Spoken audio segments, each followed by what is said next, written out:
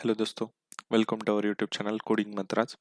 आज के इस वीडियो में हम देखेंगे passing object as a parameter ये टॉपिक पे। तो हमने अब तक देखा था कि हम क्या कर रहे थे, फंक्शन क्रिएट कर रहे थे यहाँ पर। जैसे कि हम वाइड और यहाँ पर हम फंक्शन नेम देते हैं प्रिंट, और यहाँ पर मैं वैल्यूज दे देता हूँ इंट ए। तो हम क्या करेंगे, अभी यहाँ पर सी आउट करेंगे बस ए को। तो ये क्या हो गया, बेसिक सा है। हम क्या कर रहे हैं यहाँ पर, अभी हमारे पास कोई भी वैल्यू है, जैसे कि मैं यहाँ पर प्रिंट को कॉल करूंगा और 5 दे देता हूँ, तो ये क्या करेगा, 5 को यहाँ से प्रिंट कर देगा। तो हम क्या कर रहे हैं यहाँ पर, 5 को क्या कर रहे थे, पास कर रहे थे एज ए पैरामीटर। लेकिन 5 क्या है, एक इंटीजर वेरिएबल है या फिर इंटीजर है। तो मैं यहाँ पर इंट के कर लेता हूँ इज इक्वल्स टू 5। तो ये क्या हो गया कि हम वेरिएबल को पास कर रहे हैं एज ए पैरामीटर। लेकिन अभी यहाँ पर हमें वेरिएबल को पास नहीं करना, हमें क्या करना है, जो क्लास होता है उसके ऑब्जेक्ट को पास करना है। जैसे कि हमने सबसे पहले वीडियो में हमने देखा था कि हम क्लास कैसे बनाते हैं। क्लास कीवर्ड, उसके बाद क्लास का नाम, तो मैं यहाँ पर stु नाम देता हूँ क्लास को, stु। और यहाँ पर हम दो वेरिएबल्स लेंगे इंटीजर टाइप के, इंट ए और बी। और हमारे पास हम फंक्शन देखेंगे लेंगे जो कि हम कंपेयर करने के लिए ले रहे हैं यहाँ पर functions.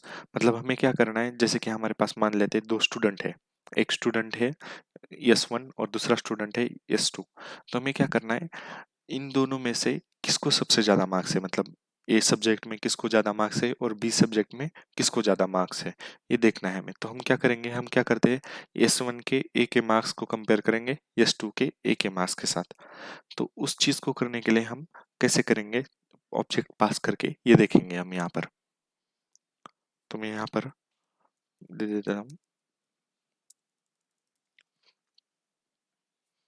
void gate a function, जो कि हमें इनपुट लेगा हम S1 ऑब्जेक्ट से या फिर S2 ऑब्जेक्ट से।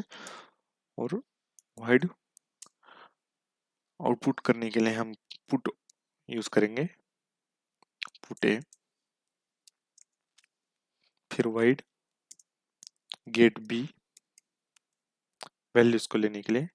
या फिर हम ऐसे भी कर सकते हैं कि हम एक ही फंक्शन बनाएं और उसी से दोनों की वैल्यू को हम लेंगे।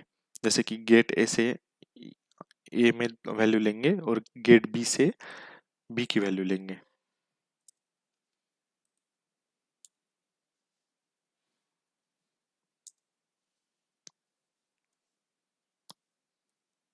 और हम कंपेयर करने के लिए void कंपेयर नाम का एक यूज कर लेते हैं ऑपरेटर फंक्शन। और उसमें हम बताएंगे कि ए की वैल्यू ग्रेटर है या बी की। तो हम इसे हटा देते हैं अभी। तो हमारे पास यहाँ पर कौन से वेरिएबल हो गए, ए बी, और उसे लेने के लिए गेट ए गेट बी। और यहाँ पर हमने प्रिंट के लिए नहीं लिया था,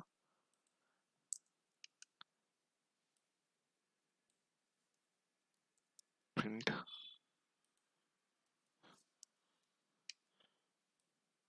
और प्रिंट बी।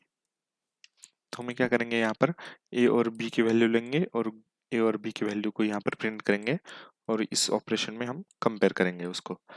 तो हमने सबसे पहले हमारी वीडियो में देखा था कि हमें यहाँ पर सेमीकोलन देना जरूरी है क्लास के बाद में। और जब भी हम किसी क्लास के मतलब फंक्शन को कॉल, मतलब उसकी डेफिनेशन आउटसाइड करेंगे, तो हमें उसके लिए पहले यहाँ पर उसका रिटर्न टाइप देना होता है, जो कि है हमारे सभी फंक्शन का void है। तो void और उसके बाद में क्लास का नाम और इसमें स्कोप रिजोल्यूशन ऑपरेटर और उसके बाद में फंक्शन का नेम। जैसे कि हमारे केस में क्या है, गेट ए, सॉरी गेट ए।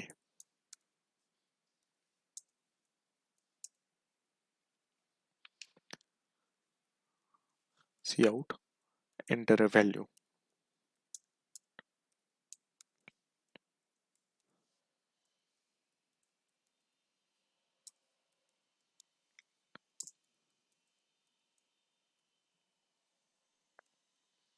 ये हो गया गेट ए का फंक्शन। वैसे ही हमारा क्या है, गेट बी का भी फंक्शन है। तो यहाँ पर हम गेट बी करते हैं।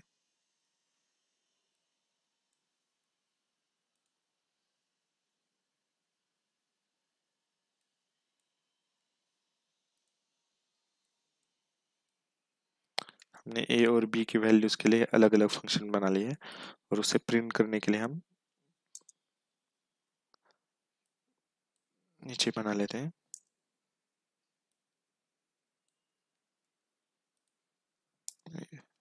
यहाँ पर ही दे देता हूँ मैं वैल्यू ऑफ ए इज, और इसे यहाँ पर दे देता हूँ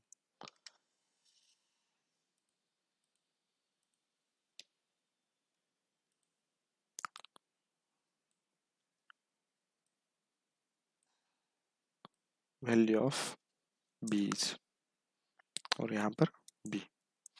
तो हम यहाँ पर क्या कर रहे थे, वैल्यूज को दे रहे हैं यहाँ पर, मतलब ए की वैल्यू को ले रहे और ये यहाँ पर हम दे रहे, मतलब प्रिंट कर रहे। और हमारे पास कौन से फंक्शन थे, get A, get B, print A, print B. तो हमने यहाँ पर गेट ए लिया है, मतलब नीचे हमने फंक्शन का नाम चेंज नहीं किया है, तो हम इसे चेंज करते हैं।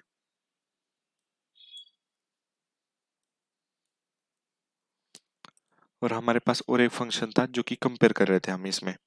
इसमें क्या कर रहे थे, वाइड कंपेयर। और यहाँ पर हमें क्या करना है कि एक ऑब्जेक्ट पास करना है, किस क्लास का, सेमी क्लास का है हमारे पास एसटीयू। तो हमें यहाँ पर उसकी वैल्यूज को पास करने के लिए एसटीयू लिखना पड़ेगा, जिसमें हम एक वेरिएबल पास करेंगे यस2, जो कि हमारे यस1 और यस2 हम बनाने वाले ऑब्जेक्ट, उसे पास करेंगे हम as a parameter.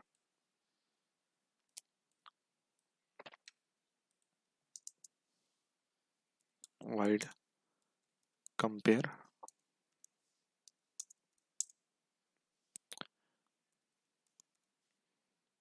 If S one dot A, तो ये क्या करेगा, यस1 ए की वैल्यू को बताएगा। लेकिन हमने ए की वैल्यू यस1 जो होगा ये क्या है, होगा पहला ऑब्जेक्ट होगा जिसे हम बनाएंगे अभी यहाँ पर। तो ऑब्जेक्ट क्रिएशन के लिए क्या होता है, यस2 यस1 कॉमा यस2 हो गया। ये हो गए दो ऑब्जेक्ट क्रिएट यस2 क्लास के। तो यहाँ पर बस हाँ, ऑब्जेक्ट लिया, फिर हमने क्या किया, फंक्शन कॉल किया गेट ए, जिसमें हमें ए की वैल्यू मिल गई यस1 डॉट गेट बी। तो हमें इसमें बी की वैल्यू मिल गई, और हम यहाँ पर अभी इन दोनों को प्रिंट कर देते हैं, यस1 डॉट प्रिंट ए, यस1 डॉट प्रिंट बी।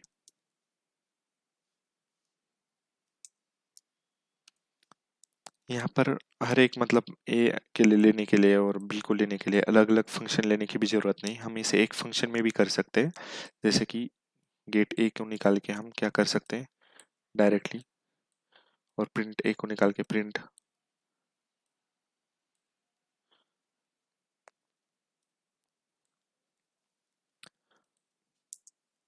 ज्यादा फंक्शन हो रहे थे इसलिए हम इसे निकाल रहे हैं, और प्रिंट ए को निकाल के प्रिंट का फंक्शन, दोनों एक मर्ज कर रहे हैं उनको।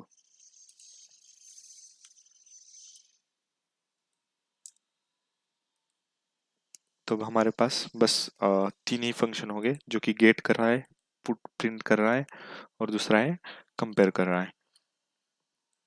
तो यहाँ पर गेट और एक प्रिंट वाला फंक्शन, ये क्या करेंगे, यस1 में हमारे वैल्यूज को इंसर्ट करेंगे। यस1 में ए और बी की वैल्यू आएगी, और यस1 की जो वैल्यूज हमने ए में और बी में इंसर्ट किए उसे प्रिंट करेगा ये। तो हम यहाँ पर अभी यस2 के लिए वही ऑपरेशंस कॉल करते हैं, दोनों ऑपरेशंस यस2 यस2। तो हम फंक्शन को कॉल करने के लिए क्या कर रहे थे, ऑब्जेक्ट नेम डॉट और उसके बाद में फंक्शन नेम। तो अब हमें वही करना है यहाँ पर कंपेयर फंक्शन को कॉल करने के लिए, लेकिन हम क्या कर रहे हैं, as object one parameter pass कर रहे हैं। तो हम दो ऑब्जेक्ट को पास करेंगे, मतलब यस1 जो कि कॉल करेगा किसको, कंपेयर को, और हम उसमें कौन सा ऑब्जेक्ट पास करेंगे, यस2 नाम का, जो कि हमने यहाँ पर क्रिएट किया है। अगर आपको यहाँ पर कंफ्यूजन हो जाएगा तो मैं यहाँ पर उसकी वैल्यू S3 ले लेता हूँ, कोई दिक्कत नहीं है, नाम कोई भी हो सकता है यहाँ पर, S2। और यहाँ पर हमें एज अ जब हम ऑब्जेक्ट को पैरामीटर के रूप में ये लेते हैं, इनपुट ले लेते हैं, तो हम क्या करते हैं यहाँ पर उसका हमें डेटा टाइप जब हम देते हैं तो वो लिखना जरूरी होता है। तो हम यहाँ पर STU लिखेंगे और हम इसे ले लेते हैं S4। तो हमारे पास क्या है, हमारे पास अभी एक ऑब्जेक्ट मिल गया जो कि S2 है। अभी आपको ये लग रहा होगा कि मैंने यहाँ पर S2 पास किया है और यहाँ पर S4 नाम ले रहा हूँ। तो हम यहाँ पर S2 को कॉपी कर रहे हैं जस्ट इस वेरिएबल में S4 में, जो कि STU का ही है, मतलब टाइप तो सेम है। तो यहाँ पर हम S4 में कॉपी कर रहे हैं S2 को, इसलिए हमारे पास S4 हम नाम कोई भी ले सकते हैं यहाँ पर। लेकिन ये चेक कौन सी वैल्यू को करेगा, S2 की ही। तो हमें यहाँ पर कोई दिक्कत नहीं होगी लिखने के लिए। तो अब हम कंपेयर का फंक्शन लिख लेते हैं। तो हम क्या कर रहे हैं, कंपेयर कर रहे हैं ए की वैल्यू को भी। अगर S1 की ए की वैल्यू बड़ी है S2 की वैल्यू से, मतलब यहाँ पर क्या है S4 है, तो S4 की ए की वैल्यू से, तो हम क्या कर देंगे प्रिंट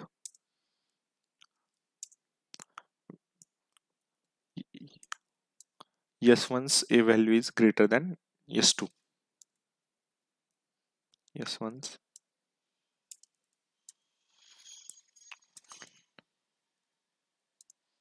is greater than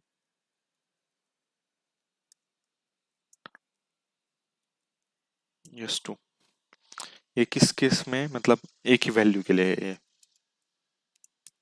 और अगर हम यहाँ पर नीचे चेक करेंगे बी के वैल्यू के लिए सेम ही, यहाँ पर सेमीकोलन। और हम क्या करते हैं, एक और इफ का फंक्शन बना लेते हैं, इसे ही मैं कॉपी करता हूँ।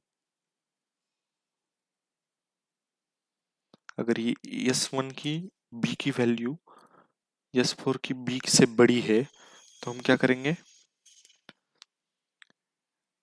S1 is greater than S2। और हम इसके हर हर एक फंक्शन के लिए, जैसे कि हमने इफ के लिए लिया था, तो अगर बड़ी नहीं है तो उस केस में क्या करेंगे, उसका उल्टा होगा कि S2 is greater than S1। तो हम इसे भी प्रिंट कर देते हैं यहाँ पर।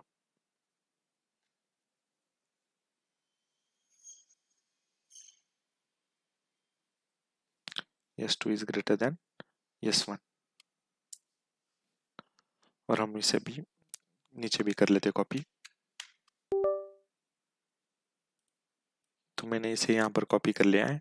तो हमने क्या किया, ए की वैल्यू को चेक किया कि ए की S1 की वैल्यू ग्रेटर है या लेस है। अगर ग्रेटर होगी तो ये सी आउट का रन होगा स्टेटमेंट, अगर छोटी है तो ये रन होगा। ऐसे ही हमने बी की वैल्यू के साथ चेक किया। अगर हमें इन दोनों का एवरेज मिला के भी देखना है तो हम उसे भी कर सकते हैं, जैसे कि यहाँ पर मैं ये करूँगा सेम, और इसको हम फंक्शन को रन करेंगे इन दोनों को मिला के। क्या होगा उस केस में, S1 dot A plus S1 dot B. अगर ये बड़ा है मतलब S1 का एवरेज भी बड़ा है, अगर नहीं है तो छोटा होगा उस केस में।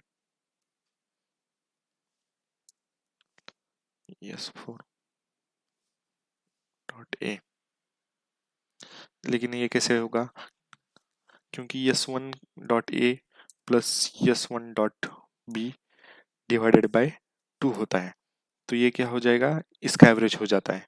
लेकिन हमने यहाँ पर डिवाइडेड बाय 2 नहीं लिया क्योंकि दोनों का ऑपरेशन सेम है और सेम डिवाइडेंड है, तो उसमें जरूरत नहीं पड़ेगी हमें 2 को लेने की। तो हम उसे निकाल दे सकते हैं यहाँ पर। तो हम बस उनको एडिशन कर देंगे तो ये भी पता चलेगा कि किसको सबसे ज्यादा मार्क्स मिले हैं, दोनों S1 को या S2 को। तो हम अभी देखते हैं इसे फंक्शन को रन करके पूरा। हमने यहाँ पर ऑल ले चुके हैं S1 S2। अब रन करते हैं। यहाँ पर एरर आ रहा है कि S1 was not declare। क्यों आ रहा है, क्योंकि हम यहाँ पर फंक्शन को कॉल कर रहे हैं, मतलब S1 से। तो S1 हमें लेने की जरूरत नहीं है, मतलब। तो मैंने यहाँ से सारे S1 को निकाल दिया है। तो अब हम यहाँ पर देखेंगे इस कोड को रन करके क्या आउटपुट आता है। तो यहाँ पर हमें ये S1 के लिए वैल्यूज पूछ रहा है, तो हम वैल्यूज लेंगे। जैसे कि हमारे टेस्ट है, मान लेते हैं स्टूडेंट 1 की टेस्ट है, 10 मार्क्स के बीच में कितने मार्क्स आए, तो उसे मार्क्स आए समझ लेते हैं 6 मार्क्स आए इस सब्जेक्ट में, और बी सब्जेक्ट में उसे मार्क्स आए 7 10 में से। ये थे S1 के मार्क्स, S1 स्टूडेंट के। और S2 को मार्क्स ए सब्जेक्ट में आए 7 और बी सब्जेक्ट में उसे मार्क्स आए 8। तो यहाँ पर हमने सबसे पहले क्या देखा था, ए सब्जेक्ट में कौन ज्यादा है, तो यस सब्जेक्ट में यस टू ग्रेटर था। तो हर एक चीज में यस टू ग्रेटर है, क्यों, क्योंकि ए को S1 को ए सब्जेक्ट में 6 मार्क्स मिले थे और इसको कितने मिले थे 7। तो ये बड़ा हो गया उसमें भी। तो इसमें दूसरे सब्जेक्ट में इसको 8 मिले और उसको 7 मिले थे S1 को। तो यहाँ पर भी S2, और दोनों सब्जेक्ट में ग्रेटर होने से उसका एवरेज भी ग्रेटर आ गया। तो S2 दोनों सब्जेक्ट में ग्रेटर हो रहा है। तो हमने यहाँ पर क्या किया कि दोनों फंक्शन को, मतलब जो कि दोनों ऑब्जेक्ट थे उनकी वैल्यूज को यहाँ पर हमने कंपेयर किया। अगर हमें ऐसी चीज करनी होती है तो उस टाइम पे हम क्या करते हैं, ऑब्जेक्ट को पास करते हैं एज अ पैरामीटर यहाँ पर चेक करने के लिए। तो हमने यहाँ पर देखा कि ऑब्जेक्ट को हम एज अ पैरामीटर कैसे पास कर सकते हैं। थैंक यू दोस्तों। अगर आपको ये वीडियो पसंद आए तो इसे लाइक शेयर और सब्सक्राइब कर देना। अगर आपका कोई भी डाउट है तो कमेंट कर देना।